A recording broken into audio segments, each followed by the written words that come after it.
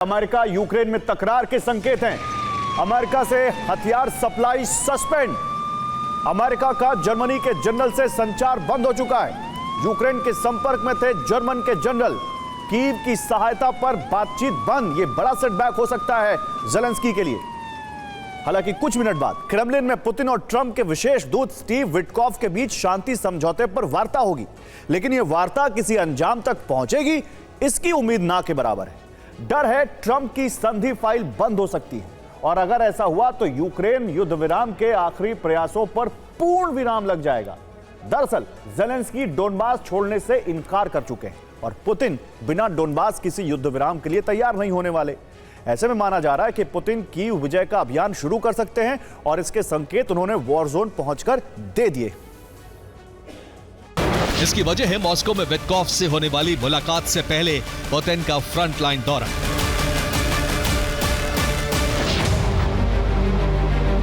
ये तस्वीरें war ground से सामने आई हैं, यानी जंग का सेंटर पॉइंट, जहां रात दिन भीषण बारूद बरसता है।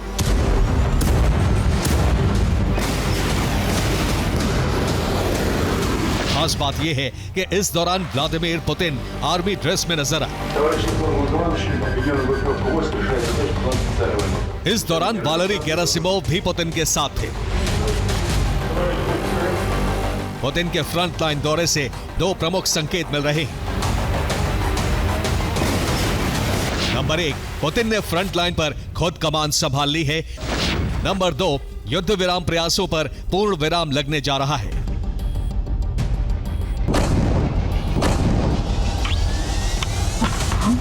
दरअसल रूसी राष्ट्रपति ने न सिर्फ फ्रंट लाइन का दौरा किया, बल्कि कमांडर्स के साथ बैठक भी की। पुतिन ने वॉर ग्राउंड से ऐलान किया कि यूक्रेन की जीत नामुमकिन है।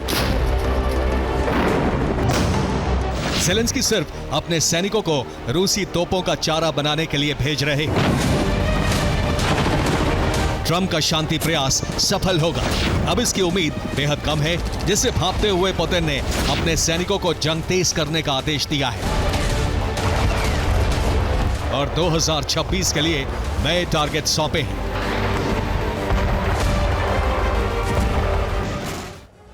तो पुतिन ने साल 2026 में रूसी सेना को 2 नए टारगेट दिए हैं। सबसे पहला है रूस की पश्चिमी सीमा पर बफर जोन बनाने का लक्ष्य।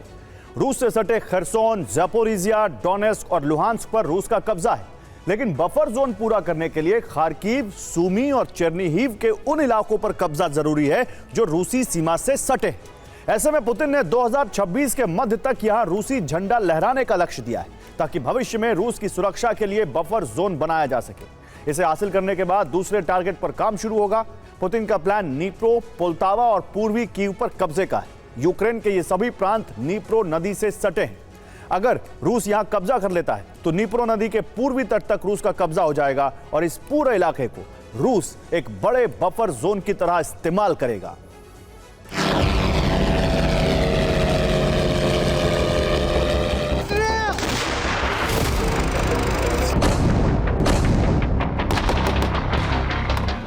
पुतिन ने अगले साल के लिए नए लक्ष्य निर्धारित कर दिए हैं। लेकिन सवाल है कि रूसी राष्ट्रपति को इस बात का यकीन क्यों है कि ट्रंप का शांति प्रयास विफल होने वाला है।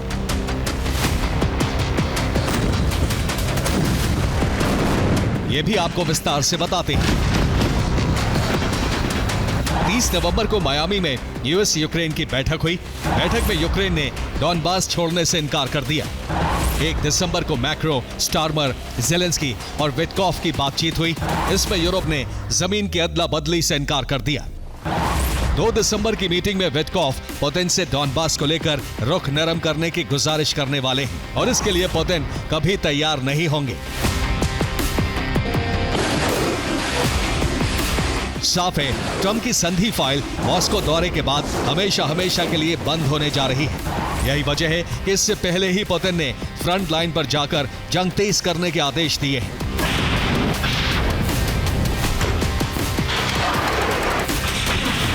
वॉर ग्राउंड में बैठक के दौरान गेरासिमोव ने पुतिन को फ्रंट लाइन से जुड़े अहम अपडेट दिए, जिसके मुताबिक डोनेट्स्क के पॉक्रोवस्क शहर पर रूस का नियंत्रण है। खार्किव के वोवचांस्क पर भी रूसी झंडा लहरा रहा है। नीप्रो के 7 इलाके रूसी सेना के कंट्रोल में हैं। ज़पोरिज़िया के 12 क्षेत्रों को रूस हासिल कर चुका है। हालांकि हमेशा की तरह यूक्रेन ने पॉक्रोवस्क पर रूसी कब्जे की बात से इनकार किया है, लेकिन रूसी सेना की तस्वीरें यूक्रेन के इन दावों का खंडन कर रही हैं। ये वीडियो रूस ने जारी किया है। दावा है कि रूसी सेना पॉक्रोवस्क शहर के मध्य में मौजूद है, जहां पुतिन के जवानों ने रूसी झंडा लहराया। Это центр Красноармейска. Российская армия его зачистила. सिर्फ इतना ही नहीं, दावा है कि अगले 48 घंटे में रूसी सैनिक पॉक्रोवस्क से सटे वेर्नोहराद पर भी कब्जा कर सकते हैं।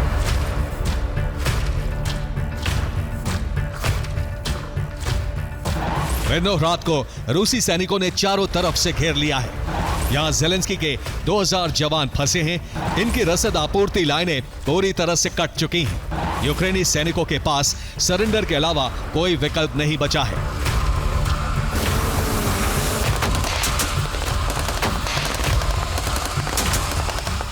साफ है, फ्रंट लाइन पर यूक्रेन बेहद कमजोर नजर आ रहा है, लेकिन ज़ेलेंस्की के लिए बुरी खबर सिर्फ यहीं पर खत्म नहीं होती।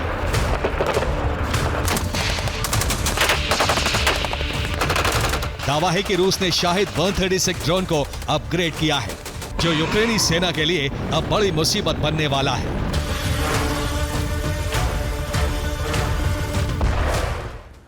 और दावा है कि रूस ने ईरान से मिले शाहिद 136 ड्रोन को अपग्रेड किया है, जिसके बाद यह और घातक हो चुका है।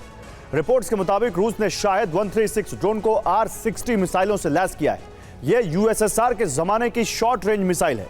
R60 मिसाइल की रेंज 10 किलोमीटर है। मिसाइलों से लैस होने के बाद ये ड्रोन अब डबल अटैक कर सकते हैं। दावा है कि शाहिद 136 ड्रोन R60 मिसाइलों के जरिए अटैक हेलीकॉप्टर्स को तबाह कर सकता है।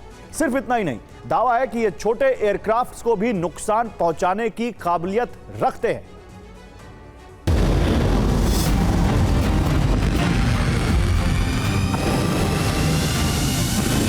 पुतिन ने साफ कर दिया है कि अब वो बातचीत नहीं, बल्कि बल से अपने सभी लक्ष्यों को हासिल करेंगे। यही वजह है कि पॉक्रोवस्क पर कब्जे के बाद रूसी सेना ने नीप्रो की तरफ कूच कर दिया है। साथ ही एयर अटैक कर शहर को दहलाया जा रहा है। रूस नीप्रो पर इस्कंदर मिसाइलों से हमले कर रहा है। यहां रूस के मिसाइलों के टारगेट पर रिहायशी इलाके हैं। रूस ने नीप्रो पर 5 इस्कंदर मिसाइलें दागी। हमले में 4 नागरिकों की मौत हो गई, वहीं 40 लोग घायल हो गए। पुतिन और उनकी सेना के आक्रामक रुख से साफ है कि यूक्रेन युद्ध में तब तक शांति की गुंजाइश नहीं है जब तक रूसी राष्ट्रपति अपने लक्ष्यों को हासिल नहीं कर लेते।